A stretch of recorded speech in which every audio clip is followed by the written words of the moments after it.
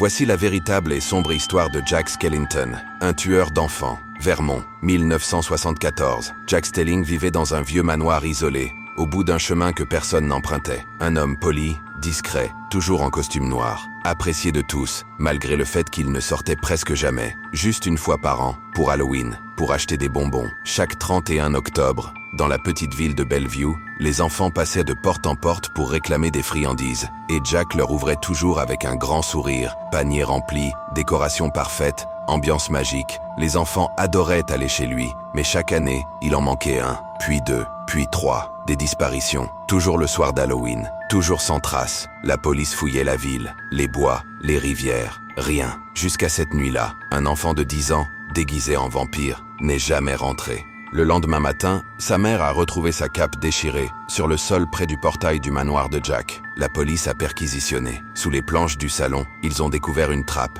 et en bas, une pièce froide, sans lumière, des costumes d'enfants suspendus comme des trophées, et 8 petits lits, parfaitement alignés, vides. Jack Stelling a été arrêté sans dire un mot. Il a fini ses jours en prison, dans une cellule sans fenêtre. Son corps a été enterré dans le vieux cimetière de Bellevue, à quelques pas de son manoir. Mais certains disent qu'il ne repose pas en paix. La légende raconte que, chaque nuit d'Halloween, Jack se relève d'entre les morts, le sourire figé, les os apparents. Et c'est là qu'il devient Jack Skellington. Et toi, quelle prochaine histoire veux-tu entendre ?